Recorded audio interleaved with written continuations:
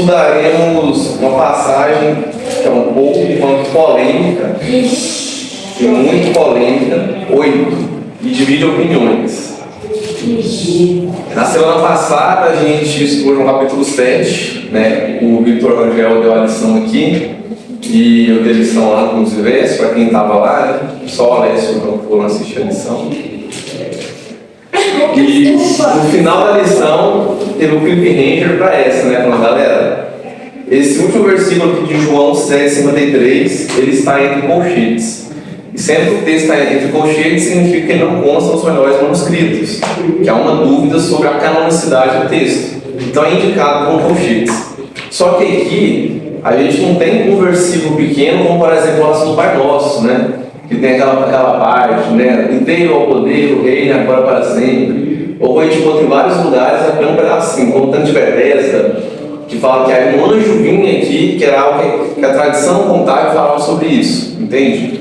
Agora aqui não. A gente tem uma lapa de um pedaço, a gente tem um trecho inteiro, são 12 versículos entre colchetes. Começa no 7,53 e vai até o capítulo 8, versículo 11. Qual juiz? João 8. João capítulo 8, acho que parece assim. Essa ainda passou mais um tempinho. Então, juízes, os adultos, eles estão um pouco atrasados. João, capítulo 8. E essa passagem é muito famosa, é muito conhecida. Dificilmente vocês não ouviram falar dessa passagem, é muito difícil. É a famosa passagem da mulher adúltera, que o pessoal ia apedrejar ela e Jesus fala para não jogar pedra. Aquele que nunca pegou o arco primeiro. E o pessoal vai embora. Né? Essa é a Bíblia que ele escreve no chão. O que Jesus escreveu no chão? Então essa passagem é muito conhecida. Só que ela é muito contestada no meio acadêmico. Muito contestada mesmo. Alguns questionam tanto que chegam a duvidar e falam por que está na Bíblia essa parte. Outros, porém, defendem, mas uma boa gente defende e falam esse texto ele tem que estar aí mesmo, ele faz parte da tradição, faz parte da história. Então isso aqui divide opiniões. Mas eu trouxe para vocês um ponto de vista do lado daqueles que criticam. E por que criticam a canonicidade desse texto? Por que ele não deveria estar aqui na Bíblia? Ok? Ele não consta nos melhores manuscritos que você vai olhar antigamente. Ele consta em apenas 4 manuscritos, apenas 4, de todos os 8 primeiros séculos de igreja. Então, nos 8 primeiros séculos, você encontra esse texto em apenas 4. Algumas vezes ele aparece como nota de rodapé, ele aparece lá no finalzinho assim. Outras vezes ele aparece em asterístico. O asterístico que eles antigamente era como se fossem os colchetes. É que o escriba não tinha certeza, o copista não tinha certeza da canonicidade daquele texto, ou se era a autoria do próprio João. Então ele indicava. E tem um manuscrito, inclusive, que ele está nota de rodapé entre colchetes, ou entre asterístico. Ele está no rodapé, tipo, no cantinho assim de lado. Então, não consta os melhores. Só foi começar a se falar dessa história, tradicionalmente falando, a partir do século X. Só a partir do século X, demorou bastante. E o teólogo Eutímio Zigaleno é um dos primeiros, assim, comentaristas sérios a comentar sobre essa passagem. Ele comenta sobre ela apenas no século XII e ele próprio comenta dizendo que essa passagem não consta no próprio manuscrito, que ele reconhece isso. E fala que essa passagem talvez não deveria estar lá. Os primeiros manuscritos mesmo, mais antigos, eles foram direto de João 7,52 para João capítulo 8, versículo 12. E quando se você estudou de fato, quem vem na BD aqui, quem não foi no Silvestre, estava aqui com o Vitor, e quem viu lá, né? O Alessio, como você assistiu, então você sabe o contexto, você sabe a narrativa. Mas se você não faça, beleza, em casa, faça exercício, leia sem essa história. Vamos chamar de perícope, né? Perícope é um pedaço recortado do texto, um pedaço pequeno. Então, Jesus está ali, os guardas vão prender Jesus, ele responde com eles, e depois, você pula no versículo 12, ó, de novo, nesse palavra Jesus dizendo, obrigado, então Jesus está falando com eles e fala de novo. A história da mulher adulta parece que ela está encaixada ali do nada, tá chapada, jogou ali do nada. Ela quebra a coerência narrativa. Sem contar que, inclusive, é um texto que a gente chama de texto flutuante. É um texto que, em vários manuscritos, ela está encontrada em locais diferentes. Umas vezes aparece depois de João 7,44, outras vezes após João 7,36, outras vezes no final do Evangelho de João, e algumas vezes entre João e Lucas, e esse texto já foi encontrado também em alguns manuscritos no final de João, capítulo 21, versículo 38. Alguns autores, sérios de crítica textual, eles falam o seguinte, que o estilo de escrita não se parece em nada com todo o estilo de escrita joanina que a gente tem. Se parece mais com o estilo lucano. Então, muitos atribuem a autoria, alguns atribuem a autoria dessa passagem a Lucas. Parece muito mais com algo que Lucas teria escrito que João. Então, é contestado se foi o apóstolo João que realmente escreveu.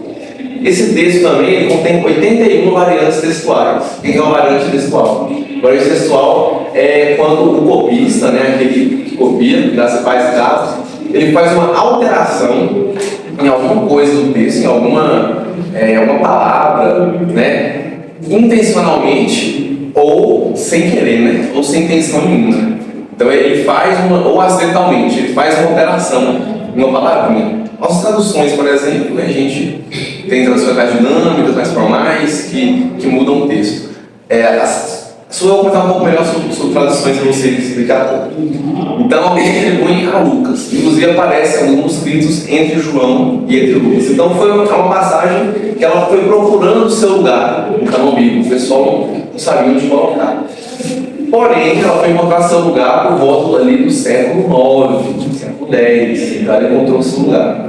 E aí, ela está aqui. Por que essa história está aqui, então? Por quê? Então, se não era para estar na Bíblia, o que eu estou fazendo aqui? Por quê? Tem um motivo. E lembrando que eu estou expondo um dos lados. A gente tem outro lado também, que defende a canonicidade e a inspiração divina dessa passagem. Eles defendem isso. Mas acredita-se que porque se você tem um editor e publicar sua versão de Bíblia sem essa parte, isso vai gerar uma polêmica muito grande. Como assim? Eles tiraram um pedaço da Bíblia, faltava uma coisinha ali, e cadê? Então, para evitar a polêmica, eles colocaram. Sem contar que os copistas, eles preferem errar pelo excesso que pela falta. Então, é melhor colocar mais, indicar o cuidado desse texto aqui, do que retirar o texto. Entende? Para não correr o risco. Porque e se for inspirado? E se não for? Então, eles colocam o texto lá. Só que vai sempre aparecer de colchetes. Indicando isso. Então, capítulo 7, versículo 53. São 12 versículos, isso. Cada um para a sua casa. Então, era uma festa com cada um na sua casa. Outro aspecto também dessa passagem é que não era permitido um apedrejamento público na época. Eles estavam sob um jugo do Império Romano. E a punição máxima, ou punição maior, que era de morte, a pena de morte, ela só competia aos romanos. Somente o Estado romano poderia fazer. Então não era permitido um apedrejamento público. Então essas são as questões. Outra questão também desse texto, ele parece ter um tom meio gnóstico. Já falei para vocês sobre o gnosticismo. Falei na introdução a João, e a pregação de Colossenses eu falei, com os contextos, mas vou relembrar, vou falar relembrando, vou explicar certinho. O gnosticismo era uma doutrina pregada que você tinha que ter um conhecimento secreto para ser salvo, chamado de gnose. Gnose de conhecimento, gnose. Tanto que o agnóstico, o ar é um prefixo de negação, e gnose vem de conhecimento. O agnóstico não é quem não acredita em Deus, é aquele ateu. Deus vem de Deus, ateu, não, sem Deus, não acredita em Deus.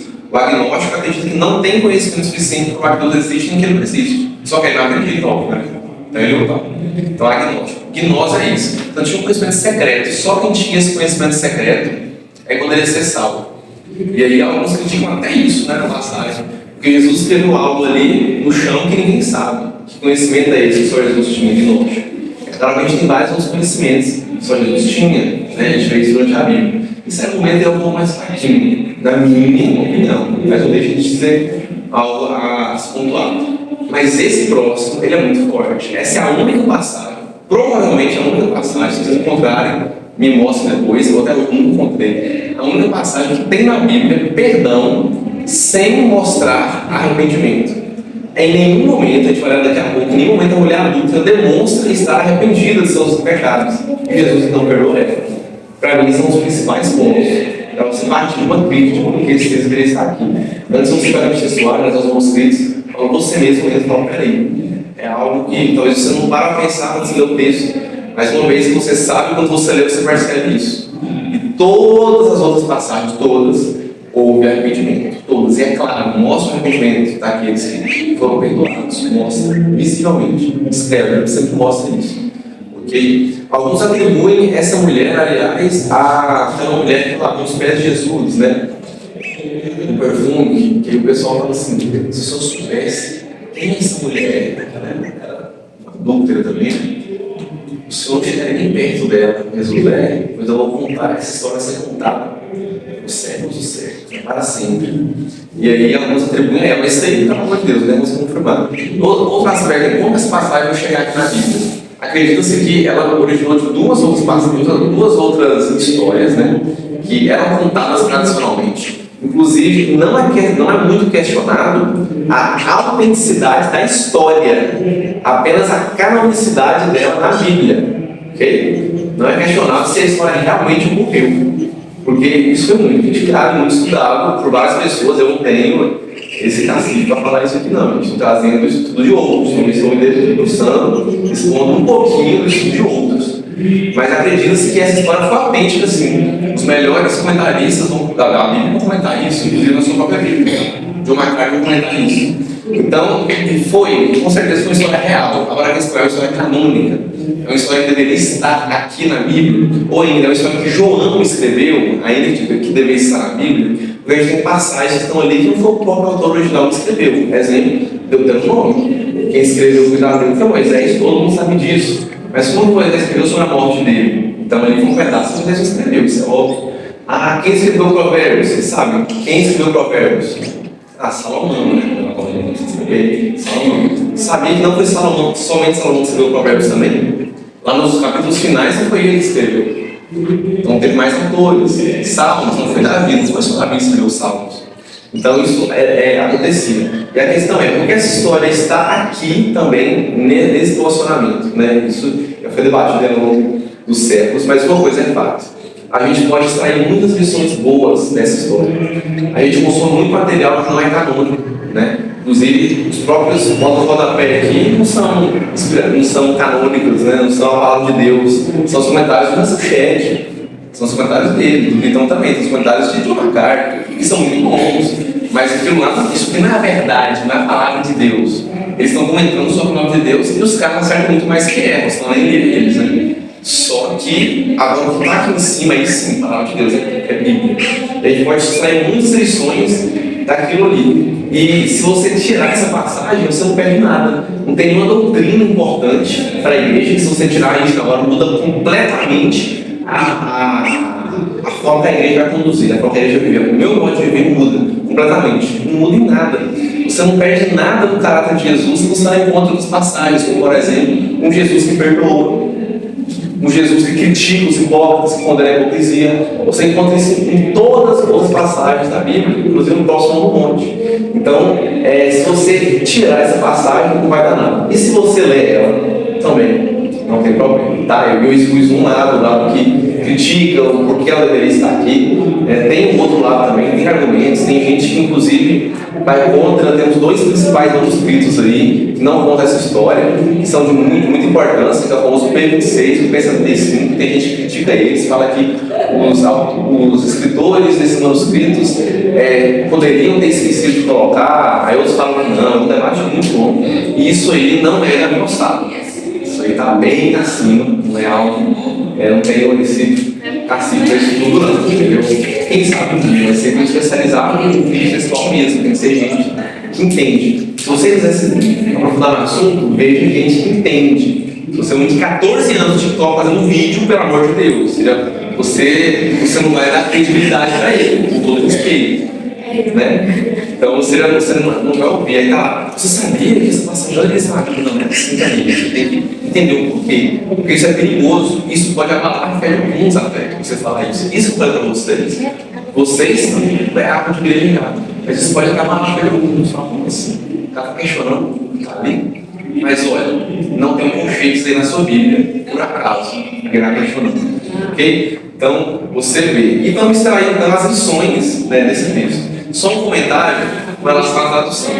A gente tem traduções que são mais formais e traduções que são mais dinâmicas. Qual que é a diferença da tradução formal e da tradução dinâmica?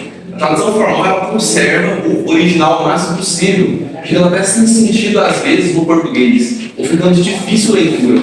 Ela conserva muito do que está ali no original mesmo. Então, exemplo, a CF. Se a gente pegar e montar um espectro aqui das nossas versões de Bíblia em português, a gente tem a ACF como sendo, né, praticamente um polo extremo, né, que ela conserva o original mesmo, bruto, e é um pouco difícil de compreender. Pega em casa e lê. Ela é mais recomendada para quem está fazendo comentários exagerados, para quem quer comentar a Bíblia, dar um estudo ou extrair uma boa exegese do texto. Inclusive, Vitor, quando para uma aula, recomendo que você sempre lê uma ACF antes também. Você não sei conversar você usa o celular, né? Então, troca lá para a CF, lê a CF também. Aí a gente tem outras versões também, né, que estão aqui, no espectro um pouco mais centralizado. E a gente tem a ARA. A ARA está beirando o equilíbrio, beirando o centro, só que a ARA pende mais para o lado formal. Então a ARA ela já facilita mais, ela é uma leitura muito mais fácil, menos complicada, porém ela conserva bastante aquela poesia, entende? Do outro lado do espectro a gente tem a NAA, que é a Almeida atualizada. A NAA é a terceira edição da ARA, literalmente, que a ARA teve a edição lá em 1900, né? Depois teve uma outra recente, né? E aí a NAA é a terceira edição. E a NAA ela veio para ficar mais dinâmica ainda, literalmente, o propósito dela é esse. E elas estão lados opostos, as duas são as mais próximas do centro que você tem. Então, se você quer ficar ali no meio termo, pega uma NAA e pega uma ARA. A ARA considera um pouco mais a parte da poesia do texto original, e a NAA é bem mais fácil de você compreender. Uma das principais diferenças que você pode notar de NAA e ARA é a conjunção nós, tu, né, vocês. Então fala vós na ARA e na NAA vocês. A gente não fala vós. Vós foram, vós fostes para o rolê pós-culto. Não, vocês foram para o rolê após o culto. Entende? A NLTH é 6 cultos. Enfim, aí a gente tem, depois, pulando mais para cá no espectro dinâmico, a gente tem a famosa NVI, que eu particularmente gosto bastante da NVI. A NVI é um texto muito fácil de compreensão, que você não tem muita alteração em relação ao original, né? Você conserva ali o sentido original do texto, só que ela é bem dinâmica, muito fácil de compreensão. Na minha opinião, você não deve pular para o oposto desse espectro, o extremo, que é a nossa famosa, NLTH. Que a NLTH é dinâmica demais. E o problema das traduções dinâmicas demais é que você corre o risco de perder muito da essência do texto. Aliás, perdão, tá? No extremo aqui está a NVT. A NLTH ela passou, ela saiu do espectro, de tão dinâmica que ela é. E aí a gente tem até algumas versões de Bíblia que na verdade não são versões de Bíblia, de fato, traduções da Bíblia, são parafrases. É tipo isso aqui, ó. Vou pegar um versículo aqui. João 7:40. Então, se dentro do povo tinham ouvido essas palavras, diziam: esse é verdadeiramente profeta. Aí, paráfrase do Lohan. O povo estava falando assim: isso é profeta mesmo. Você tem Bíblia desse jeito, cara. Que é tão fácil a leitura, o foco é esse. Isso não é Bíblia. Me desculpa, isso é uma parafrase. Isso que eu fiz é uma parafrase. A gente sempre, no nosso estudo, eu faço parafrase. Eu leio e falo: ó, isso, isso, aquilo. Mas eu dou um texto, entende? Então, se você. O que vai recomendo? A NAA está pertinho do espectro. NVI para você entender facilidade, não precisa ir com NLTH. Se a pessoa pode começar agora, NVT, ok, dá para passar o plano por pouco tempo. E uma ACF é mais porrada, entendeu? Mas é bom para você fazer uma boa exegese do texto. Eu gosto de usar NVI, porque eu entendo facilidade do texto, a minha área, então leio ARA, e a ACF. Essas três versões. Para você ler o texto nessas três versões, facilita o entendimento e é o que eu recomendo. Agora, se você só ler em casa de boa, pode ler o NVI tranquilo, uma ARA tranquilo, uma NA de boa. Ok? ok? Tem outras versões que também são boas, mas essas 4 são minhas favoritinhas, tá bom? Vamos pro texto então? Rapaz, precisamos de tempo hoje. Então vamos lá. Dito isso, vamos estudar então a passagem da mulher adúltera, né? Jesus, entretanto, foi para o Monte das Oliveiras, de madrugada. Inclusive, vou comentar isso também. Inclusive, essa é a única menção no Monte das Oliveiras no Evangelho de João. Direto, tá? Entretanto, foi para o Monte das Oliveiras. De madrugada, voltou novamente para o templo, e todo o povo ia ter com ele, e assentados ensinava. Os escribas e fariseus trouxeram à sua presença uma mulher surpreendida em adultério, e fazendo ficar em pé no meio de todos. E disseram a Jesus: Mestre, essa mulher foi apanhada em flagrante adultério. E na lei nos mandou Moisés que tais mulheres sejam apedrejadas. Tu, pois, que dizes? Isso diziam eles, tentando, para terem que o acusar. Mas Jesus, inclinando-se, escrevia na terra com o dedo. Como insistissem na pergunta, Jesus se levantou e lhes disse: Aquele que dentre vós estiver sem pecado, seja o primeiro que lhe atirar a pedra. E tornando a inclinar-se, continuou a escrever no chão. Mas ouvindo eles essa resposta e acusados pela própria consciência, foram se retirando um por um, a começar pelos mais velhos até os últimos, ficando só Jesus e a mulher no meio de onde estava. Erguendo-se Jesus e não vendo ninguém mais além da mulher, perguntou-lhe: Mulher, onde estão aqueles teus acusadores? Ninguém te condenou? Respondeu ela: Ninguém, Senhor. Então lhe disse Jesus: Nem eu tampouco te condeno. Vai, não peques mais. Como que está? Alguém tem uma NA aí ou não? Uma NVI? O Vitor está no celular, ele pode. Está em qual? NA ou NVI? NA. Lê para nós o versículo 7, por favor. 7. Como eles insistiam na pergunta, Jesus se levantou e lhes disse: Quem de vocês estiver sem pecado, seja o primeiro a atirar uma pedra nela. Deixa eu falar. Isso aqui são 2 versões, literalmente árabe, só que terceira edição. E elas são bem próximas do equilíbrio, do espectro. Olha como começa. Como insistissem na pergunta. Deixa só o comecinho, Vitor. Como eles insistiram na pergunta. Qual que é mais fácil você entender? Um brasileiro normal dos dias de hoje, século XXI, pleno 2024. Ele é errado. Mas no texto original, pela ordem do grego, com certeza a ara está mais próxima. Entendeu? Jesus se levantou e lhes disse: Aquele, lá quem, né? Como é que fala aí? Quem de vocês, né? Quem de vocês, quem dentre vós, vocês, NA traz vocês, ARA traz vós. Quem dentre vós estivesse em pecado, seja o primeiro que atira a pedra. Então fala, atira a pedra no final, né? NA eles mudaram a ordem, né? Primeiro a atirar uma pedra nela. Primeiro a atirar uma pedra nela. Esse nela não aparece no original. Não tem esse nela. Mas muda o sentido do texto. Isso é uma variante textual. Ok? Eu comecei para vocês sobre variante textual. Show? Tá, então vamos lá. Essa história dá para a gente tirar muita aplicação prática, ela sendo canônica ou não. Mas ela não está na Bíblia por acaso também, né? Em defesa de quem acha que ela deveria estar aqui na Bíblia. Jesus então foi para o Monte das Oliveiras e o pessoal chegou nele com uma mulher pega em adultério. Ela foi flagrada, porque para condenar alguém de adultério você não podia só acusar. Não, eu acho que a Béia é adultério. Chama, já era, rodou. Não pode. Tinha que pegar no flagra. E ela foi pega no flagra. Eles trazem ela e colocam Jesus na parede. Jesus aqui ele tinha 2 opções. Ou ele perdoava ela e iria contra a lei de Moisés. E aí? A lei de Moisés se apedrejar. E agora? Você foi contra? Ou ele a condenaria ela, apedrejaria junto também, pelo menos consentiria com o apedrejamento. Isso faria com que ele perdesse a popularidade. Ou ia ficar revoltado. Como assim? Jesus está matando uma mulher? Não faz sentido. Sem contar que isso era uma cilada, porque como eu falei para vocês, o Império Romano não permitia isso. Apedrejamentos públicos não eram comuns nessa época. Eles estavam sob o Império Romano. Eles estavam no período da Pax Romana, né, da paz romana. Então assim, eles não poderiam apedrejar essa mulher. Entende? Então Jesus ficou ali numa sinuca de bico, mais uma vez, né? Só que, gente, não é qualquer pessoa. É Jesus. Ele vai sair. Ele sempre sai das situações. Todos são os homens que tentaram prender Jesus com essas perguntas. Inclusive tem uma muito boa que eles não prender Jesus. E Jesus responde: E aí?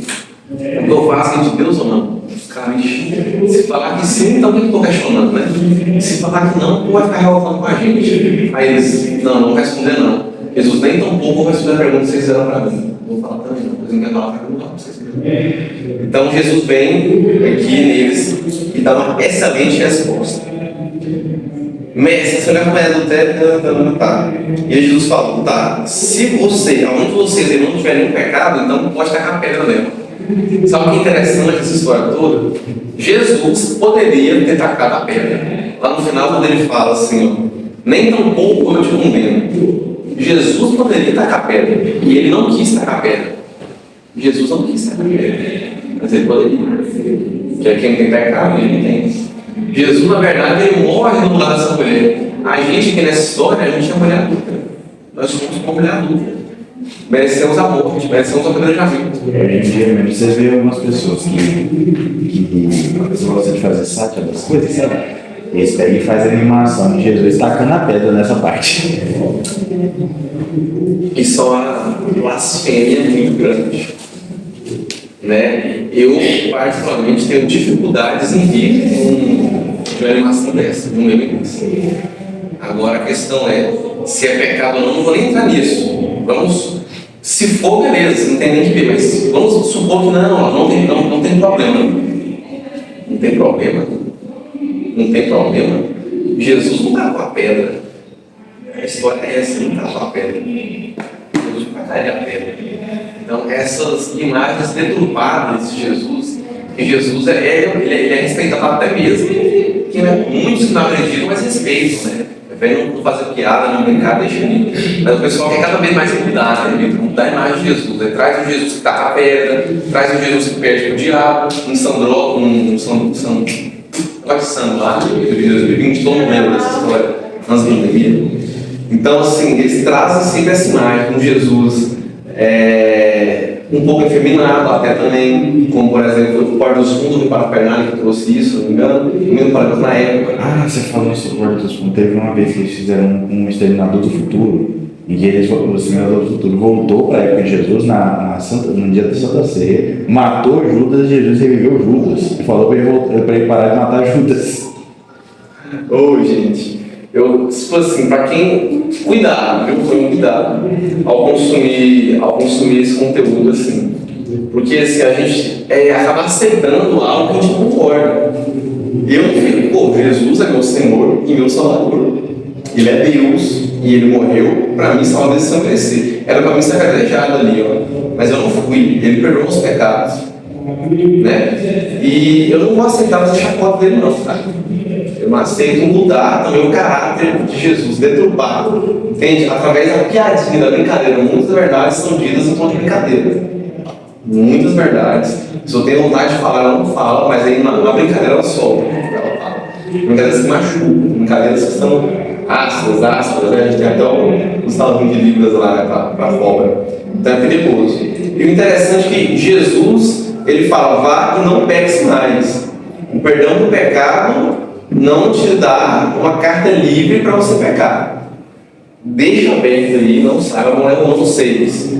Alguém lê para nós Romanos capítulo 6, deixa aberto João 8. Então siga a exposição. Essa passagem já nos tomou muito tempo da aula. Romanos capítulo 6. Uma pessoa só, lê para nós versículo 1 e versículo 2. Que diremos, pois? Permaneceremos no pecado para que seja a graça mais abundante? De modo nenhum. Como viveremos ainda no pecado, nós, os que para ele morremos? Amém. Só que aí a gente tem uma passagem também em Gálatas capítulo 2, que Paulo fala, para a liberdade foi que Cristo os libertou. Parece ser redundante, mas não é, gente. No grego isso é muito comum, eu mesmo para vocês, muito comum mesmo, para embasar mais. Então, a gente é livre para a liberdade, não para pecar, não sei se será um pecado. E aí Paulo continua em Gálatas, e por acaso Cristo é ministro do pecado? De modo, ele é ministro da santidade, a gente tem que ser santo. Aí em Romanos fala assim, então eu vou, quanto pecar mais, né, porque a graça vai ser maior. Porque quem se sente mais perdoado, alguém que devia só R$1.000, alguém que devia 1 milhão. Então quanto mais pecados, maior vai ser o perdão, maior a graça disponível, maior a vida perdoada, de modo nenhum. Paulo responde, não, pergunta que Paulo faz.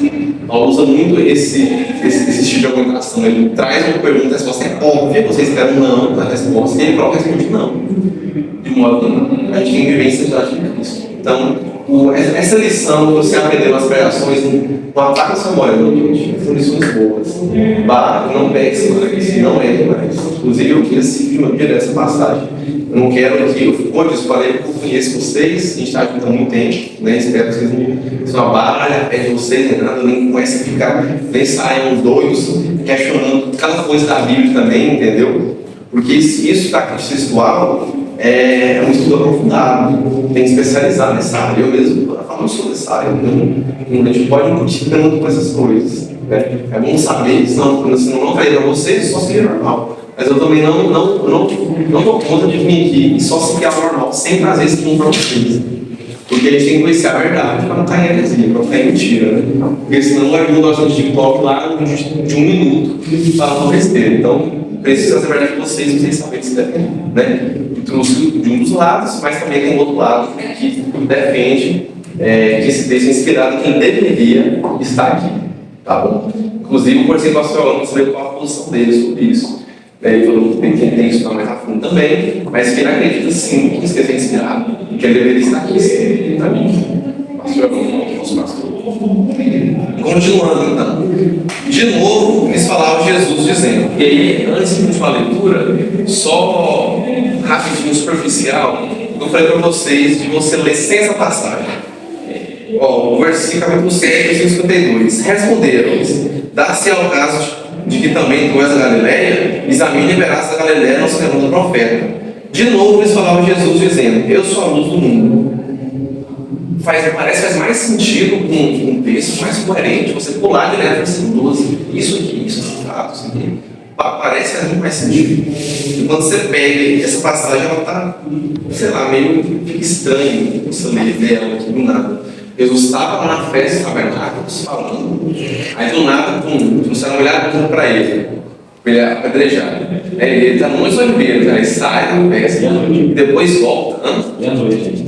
E à noite, depois ele volta, não faz sentido isso. O pessoal das festas, faz as tendas, o pessoal fazia tenda, Jesus estava fora de casa. No começo do capítulo 7 fala, ele saiu, ele foi 4 dias depois de seus irmãos, ele não queria antes para ser morto, com medo de ser morto, ele foi 4 dias. No meio da festa, então, entre 3 a 4 dias depois. O pessoal ia para ficar habitando lá, entende? Alguns questionam que é pouco provável que Jesus teria ido no monte, no meio da festa. Pode ser. Mas, enfim. Então, parece que faz sentido isso. Jesus deu uma declaração. A primeira declaração do eu sou, que é o ego eimi, né? Eu até escrevi um quadro aqui para você já, como é que escreve no grego, ego eimi, eu sou. Essa primeira declaração que Jesus falou foi qual? Quem sabe? Qual foi o primeiro eu sou de Jesus? A gente já viu, hoje é o segundo. Qual foi o primeiro? Primeiro o quê? Primeiro, ego eimi, primeira declaração de Jesus, eu sou. Pão da vida, boa, pão da vida, eu não sabia, estava comendo errado, esperando os falar. Eu sou o pão da vida. Por que eu sou o pão da vida? Estou dizendo a vocês que isso não apontava para a ceia, mas isso aponta para algo que a ceia também aponta. Né? E assim como o maná que veio do deserto, né, do céu, ele indicava isso, apontava para o pão da vida que é Jesus. E aí também a água, né? Jesus é a fonte de águas vivas, ele fala isso, que é em referência à água, a pedra que foi quebrada lá no deserto, matou na pedra e saiu lá. Né? E aí Jesus aqui, ele fala, eu sou a luz do mundo. Então faz muito sentido você ler essa passagem, né? Isso traz aqui eu estou falando para o pessoal, faz muito sentido. Ele fala que a mão da vida e traz agora, eu sou a luz do mundo. Por que ele fala isso? Porque ela agora também. O pessoal tinha um ritual na festa, eles acendiam candelabros, sabe? Muito grandes, eles acendiam esses candelabros. E esses candelabros, eles simbolizavam o quê? Assim como a fonte que Jesus vai lá, né? O tanque de Sileó, para poder falar que ele é a fonte de água viva, que simbolizava essa água no deserto que eles beberam, que veio da rocha. O candelabro simbolizava a nuvem de fogo que conduziu o povo de Deus pelo Egito. Então, o povo de Deus no Egito, durante o dia, tinha uma nuvem que protegia o sol, lembram? E durante a noite, o deserto é muito frio, é muito quente de dia e muito frio à noite. Então, durante a noite, Deus usava uma nuvem de fogo para que eles pudessem ficar aquecidos. E eles tinham, então, esse candelabro acendendo. Jesus estava no meio da festa, né? Quando o povo estava acendendo o candelabro, ele fala, eu sou a luz do mundo.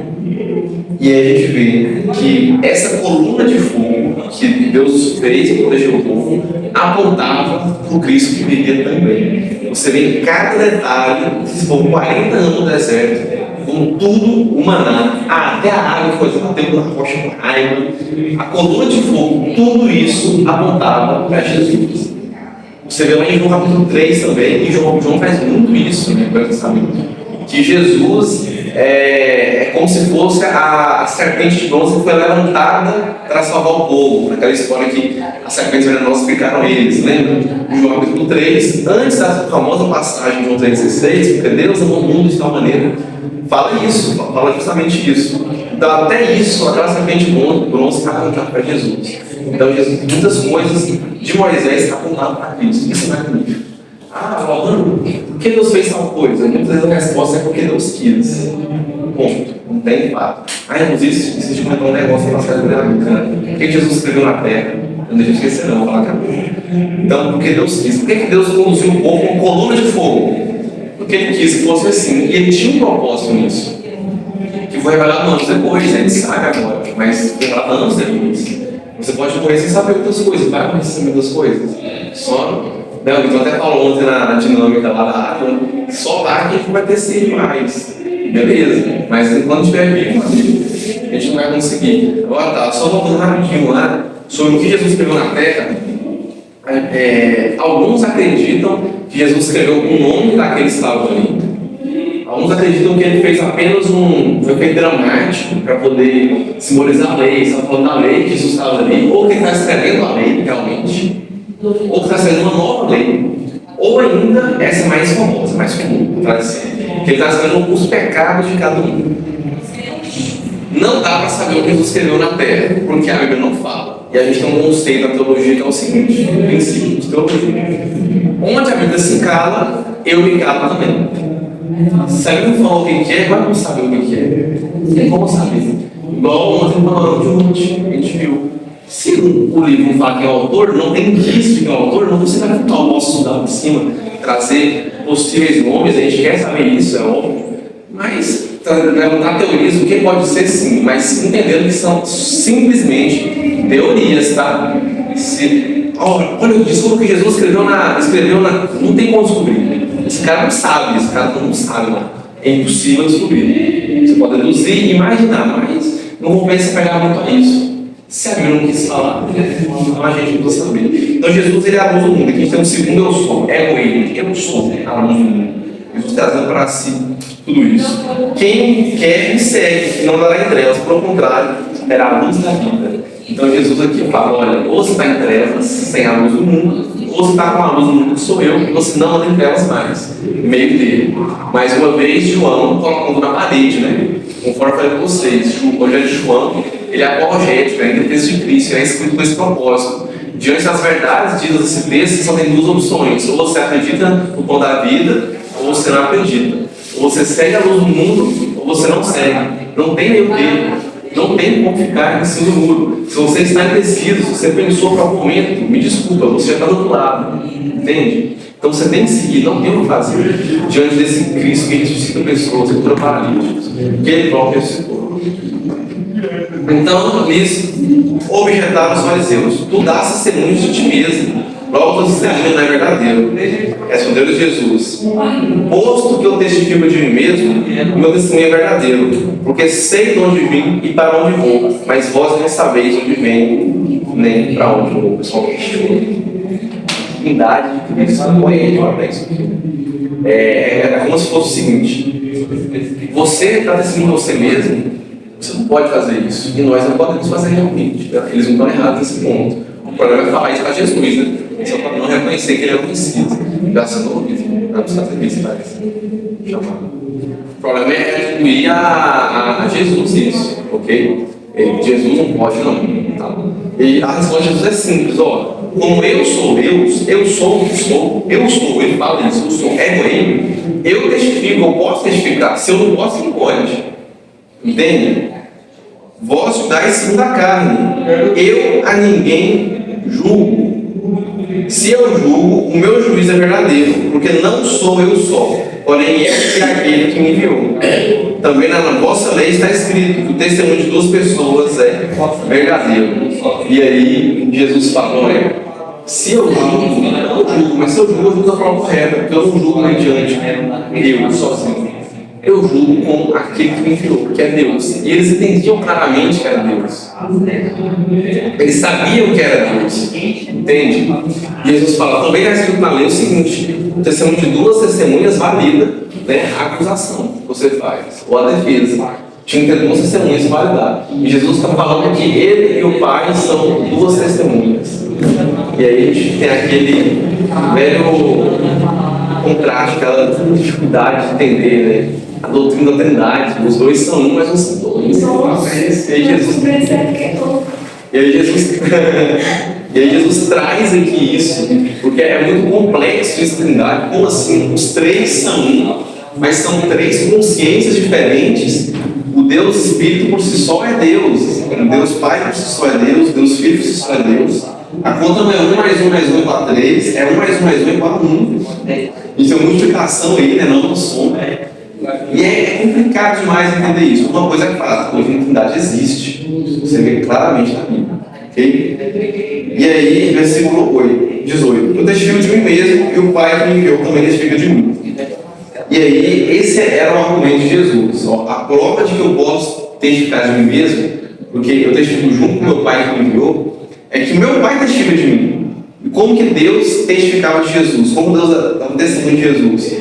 Conferindo-lhe poder e autoridade sobre os demônios, sobre as enfermidades, sobre a natureza. Ele aponta a tempestade, saltou aqui já, vendo sobre o mar. Então Jesus operava sinais. Isso é uma prova incontestável. Vale mais do que 1000 testemunhas. Pode gravar, coloca entre aspas. Vamos abrir aspas. Para a citação do Marlon Welles, pode colocar, abre aspas. Os milagres, os sinais miraculosos de Jesus, eles valem mais do que 1000 testemunhas. Fecha aspas, eles valem muito mais. Então, assim, só vai entender quem entendeu o contexto do versículo também, né? Das duas testemunhas. Era suficiente para valer alguma coisa. Então, Jesus tinha um próximo contestado. Até coloquei isso em minha poesia, que vai ser o livro dos versos. Coloquei uma referência a isso. Versículo 19. Então eles perguntaram: onde está teu pai? Respondeu Jesus: não me conheceis nem a mim nem a meu pai. Se conheceres a mim, também conhecereis a meu pai. Jesus tinha falado anteriormente: ó, para onde eu vou, vocês não podem ir. E eles não entenderam isso. Eles não entenderam isso. Jesus estava falando sobre morte e ressurreição. Ele queria ressuscitar. E ele está junto do pai, e que eles não poderiam ir para lá agora. E ele fala: vocês não conhecem o pai? Quem é seu pai? Eles perguntam sabendo quem Jesus quis. Ele fala: se vocês conhecessem Deus, vocês reconheceriam aquele que enviou. Não tem como vocês não conhecerem. É impossível você não conhecer. Proferiu essas palavras no lugar do gasofilácio, quando ensinavam no templo e ninguém o prendeu, porque não era ainda chegada a sua hora. O gasofilácio é aquele objeto que a gente tem na frente da igreja que deposita nossos dízimos e ofertas.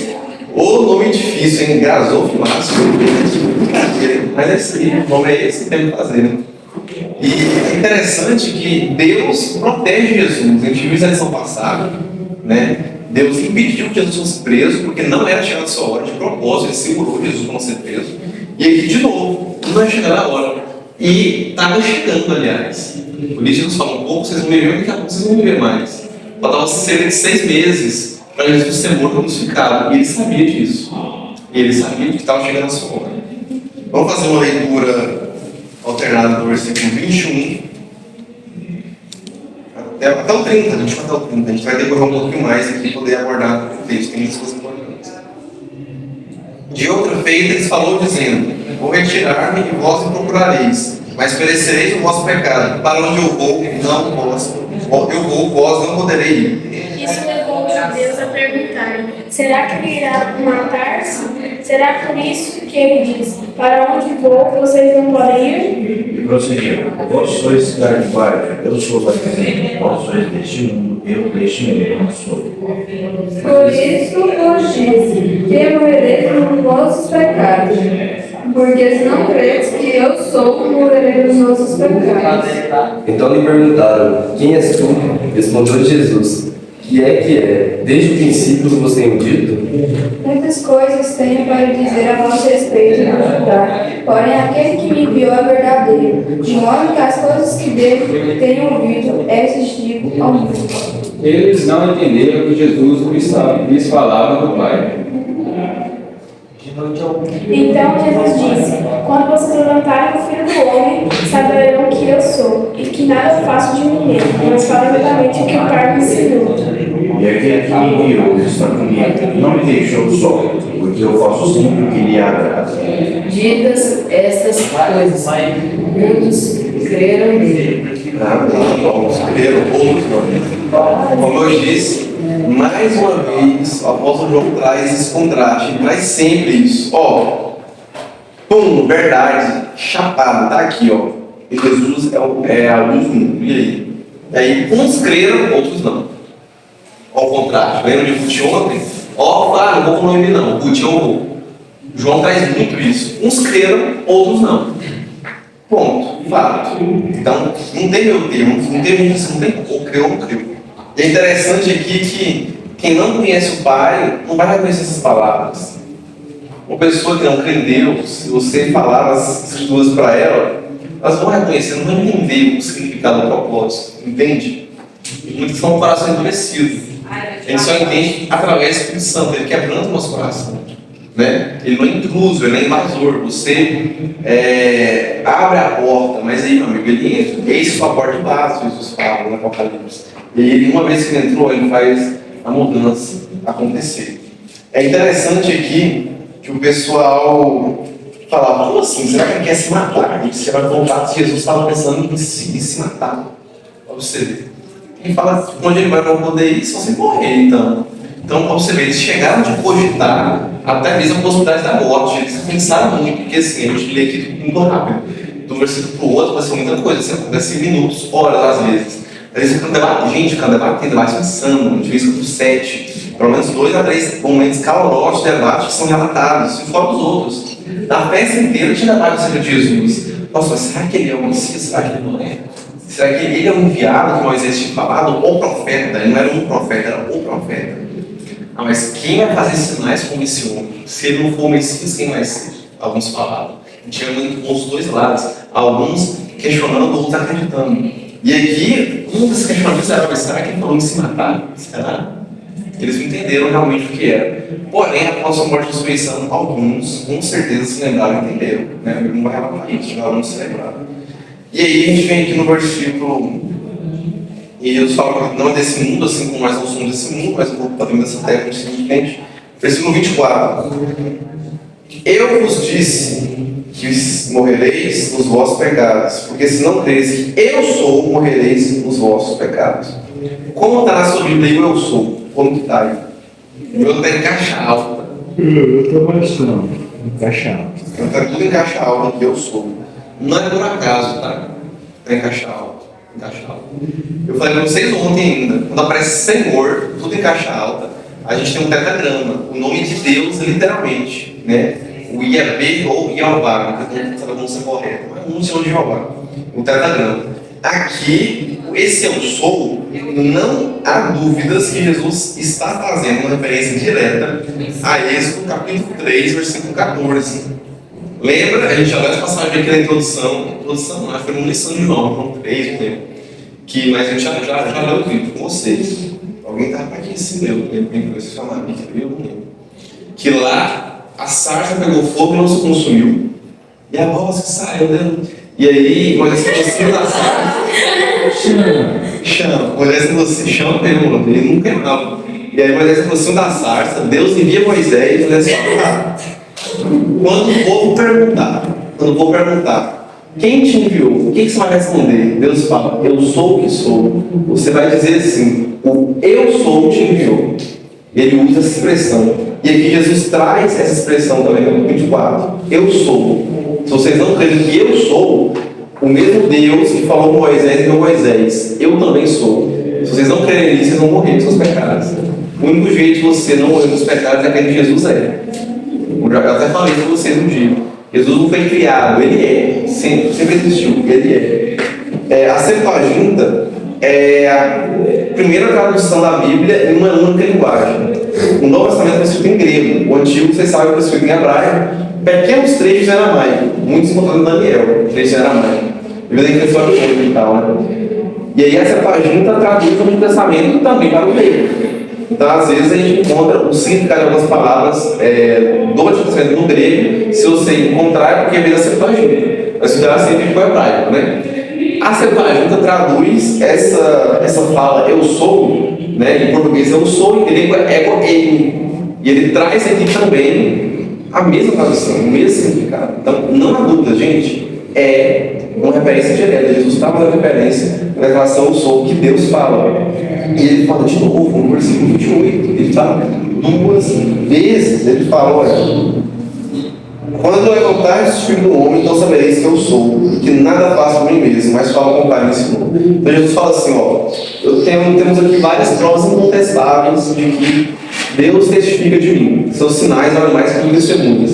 Só que, ok, vocês terem dúvida ainda, mas quando for levantado, e Jesus já tinha falado sobre isso, já foi mencionado no capítulo 3, Jesus ia ser levantado com a sacrifício levantado. Jesus está se referindo o que aqui, gente? Sua crucificação. Jesus ia ser crucificado. Quando for levantado, ou seja, quando for crucificado, aí vocês vão reconhecer que eu sou. Porque se o camarada não reconhecesse Jesus após isso, cara, não tem salvação desse cara, não tem o que fazer. O cara foi contemporâneo de Jesus, ele viu os milagres de Jesus, ele ouviu falar, ouviu relatos, né? Ele viu que quando Jesus foi crucificado, ficou escuro, teve um tremor na terra, que mortos ressuscitaram. Depois Jesus foi ressuscitado, talvez esse cara viu Jesus ressuscitado, ou pelo menos ouviu, será um amigo bem próximo dele, alguém bem perto da comunidade, falando, várias pessoas falam que viram ele ressuscitado. O cara não creu, mano, tá de brincadeira. Mano, não tem como, é impossível. O cara ressuscitar os outros, mano, não tem como.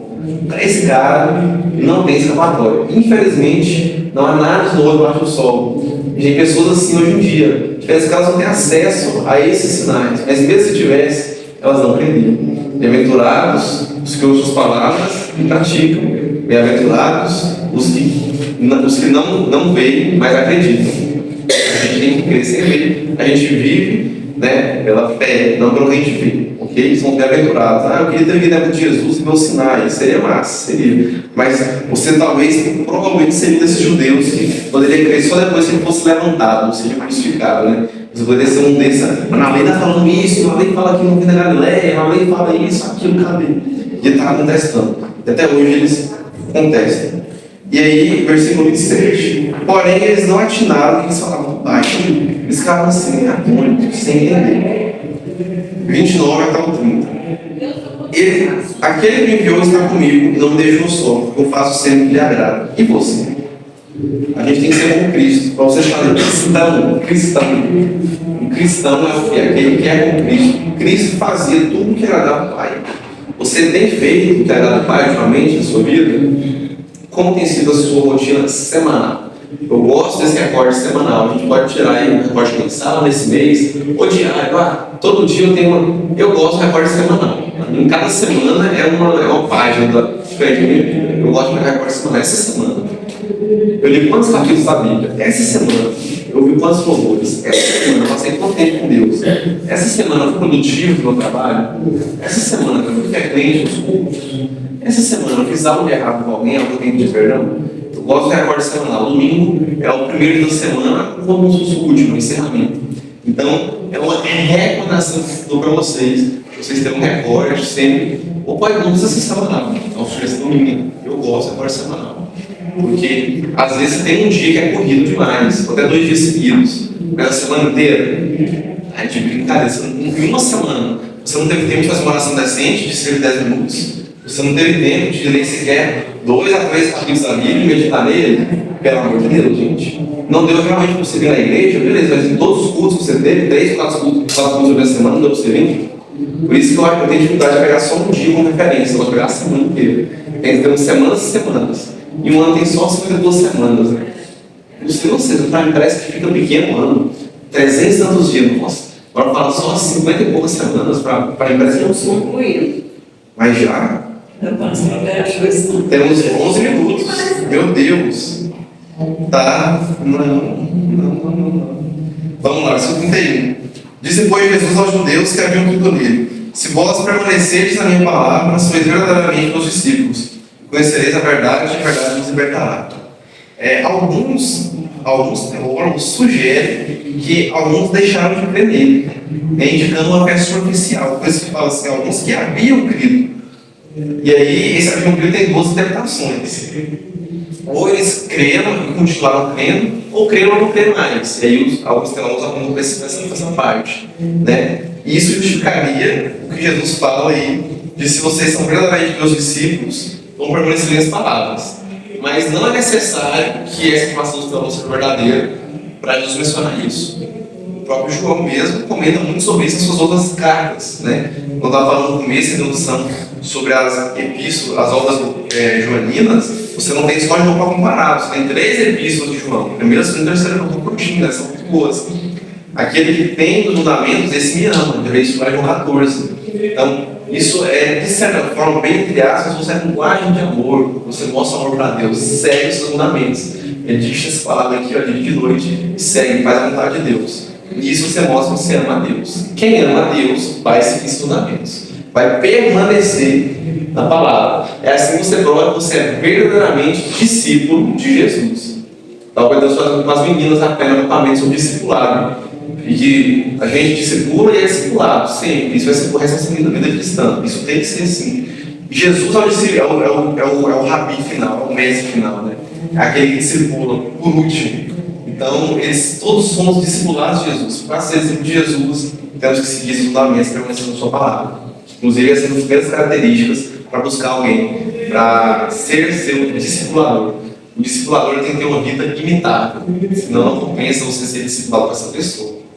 Por isso, todos somos discipulados por Cristo, porque todos temos que ser como Cristo. E aí a gente não tem Ele em pessoa, em carne e osso aqui, como ele teve com os discípulos, mas a gente tem acesso aos seus ensinamentos. E ele usa muitas pessoas ao nosso redor para estar nos edificando com seus ensinamentos. Amém? Uma coisa que eu preciso comentar também, isso aqui eu não vou passar, eu sei que eu não vou passar a comentar esse dia, versículo 25, que eles chegam em Jesus, olhem que mudança, diante de todos os sinais, eles perguntam, quem és tu? Ou se for na área, quem é você? Na NA, aliás, quem é você? E aí, essa resposta de Jesus ela tem algumas possíveis interpretações. Ele fala, que é que desde o princípio eu vos tenho dito. E aí, uma das revelações é o seguinte, Jesus disse assim, eu sou o que eu tenho que falar para vocês desde o começo. Ou ainda, eu sou o que eu sempre digo que eu sou. Ele acabou de falar, eu sou, ele acabou de falar, ele fala de novo depois. Né? Ele falou, eu sou várias vezes, ele fala de novo. Alguns também entendem que ele está cheio de mesa e comenta o seguinte, que Jesus está se referindo ao começo do ministério. Eu sou o que eu tenho dito desde o começo para o povo. Está na NA ainda, Vitor? Como está na NA esse versículo? Sim. Então me perguntaram, quem é você? Jesus respondeu, o que é que eu tenho dito a vocês desde o princípio? Não, o que eu tenho dito desde o princípio. Sim. Uma outra interpretação também, essa eu não concordo, viu? Eu acho pouco provável, sem sentido, seria tipo Jesus falando assim, não, o que eu tenho com vocês? Algo nesse sentido, tipo, o que vocês estão perguntando? Quem tem responder para vocês? No sentido de, eu já fiz muitas coisas, não preciso falar isso para vocês. Para mim, não que Jesus, ele demonstra, assim, em alguns momentos ele foi áspero com os hipócritas, né? Mas ele é sempre dócil, gentil e amoroso, mas com os hipócritas ele chicotava os campistas, não tem que negócio que é esse. Mas aqui não parece um texto que ele falaria isso. O texto está bem claro. O que eu não falei para vocês desde o começo? É isso que eu sou. Eu já falei. Para mim, isso aqui é um verbo, eu já falei. Parafrase ou não. Já falei. Quem és tu? Eu já falei. Tá de brincadeira, eu estou falando desde o começo. Vocês ainda assim não creem? Pessoas de dura serviço, bastante endurecido, não creram. A gente vê no final lá que muitos creram, outros infelizmente não. Meninos do céu, temos muitos versículos aqui para ver, rapaz. Não dá tempo nunca na vida em 5 minutos. Tá, a gente vai encerrar. Eu vou fazer algo que eu não gosto. Vou selecionar. Versículo 58, ele torna-se eu sou, tá? Se você mencionar essas três, o 24, o 28 e o 58. Menos. Não dá, não, tá? Pô, melhor a gente finalizar só com o 38, só. Você já terminou lá? Vamos lá. Conhecereis a verdade vos libertará. Versículo muito conhecido, né? A verdade te liberta é quem Jesus posteriormente vai falar. Ele fala, ó, conheça a verdade te liberta. Aí os caras, tá, mas qual verdade que é essa? A gente tem que conhecer que liberta. Aí depois Jesus fala, eu sou o caminho, a verdade e a vida. Então ele liberta, ele é aquele que liberta. E eles responderam, somos descendentes de Abraão, jamais fomos escravos de alguém. Como você fala, sejam livres? Meu Deus, eles estavam tão presos ali, escravizados pelo pecado, que eles não reconheciam isso. Eles achavam que a escravidão era no sentido literal da coisa, de ser escravo mesmo, de a Ana escraviza a Bea, a Ana é a senhora dela, a Bea é escrava, tá ligado? Nesse sentido, não. Eles eram escravos do pecado, escravos do seu legalismo, escravos da sua presunção, escravos de si mesmo, do seu ego, escravos do mundo, escravos do diabo. Eles eram escravos. Olha aí, Jesus fala, na verdade eu digo que todo coisa de pecado é escravo do pecado. E aí ele falou, pera, então todo mundo é escravo, né? Sim, a ideia é trazer isso à tona. Paulo discorre muito sobre isso em Romanos e Gálatas, de forma linda e magnífica, que Cristo nos liberta, que todo mundo é escravo do pecado, sim, todos somos, e só Cristo nos liberta, a gente não consegue se libertar por conta própria. O preço da nossa liberdade é muito caro a ser pago. Só Jesus consegue libertar quem pagou esse preço lá na cruz. O escravo não fica sempre na casa, o filho sim para sempre. Se pois o filho vos libertar, verdadeiramente sereis livres. Bem sei que sois descendentes de Abraão, contudo procurais matar-me, porque a minha palavra não está em vós. Eu falo as coisas que viram do meu pai, vós, porém, fazeis o que vistes em vosso pai. E aí, Jesus traz aqui uma patada cabulosa, né? Por mais que eles não entenderam na época direito, alguns entenderam, mas quiseram fazer vista grossa, outros acharam que era blasfêmia. Jesus fala, olha, eu falo o que eu vi em meu pai, vocês que viram o vosso pai. Ele está comparando Deus com Abraão, literalmente. E tem disputa aí? Claro que não. Claro que não. Tem aquela expressão, né? Os comentários lá no post de futebol, ou comenta lá, né? Tipo, por exemplo, quem que é melhor? Tipo, Ronaldo ou Messi? Alguém vai lá comentar. CR7 maior que, Clóvis maior que, né? Não sei se vocês já viram. Então Deus maior que tudo, que o sentido é esse. A Pelé é maior que. Então Deus é maior que tudo, gente. Não tem comparação. E aí eles falam, não, nosso pai Abraão, isso e aquilo, Deus é. Vocês estão falando do testemunho do pai Abraão de vocês, mas meu pai é Deus. Vocês estão falando que vocês viram Abraão, estão falando com Deus. E aí? O Deus de Abraão, inclusive, não tem argumento contra Jesus. Jesus era sábio. Quer ser como Jesus, quer ser discípulo de Jesus, seja sábio, estejais preparados para responder todo momento, insta-tempo, insta-fora de tempo. Qualquer dúvida as pessoas tiverem, estejam preparados para dar a razão da esperança que há em vós. 1 Pedro 3,15. Você tem que estar preparado. Jesus era sábio, ele sabia essas situações. Quando precisava ser mais duro, ele era mais duro. Não tem como ser paz e amor a vida inteira. Tem hora que você tem que ser duro. Mas Jesus, em sua maioria, era uma pessoa agradável. As pessoas gostavam de estar perto dele. Ele era muito manso e compassivo. Amém?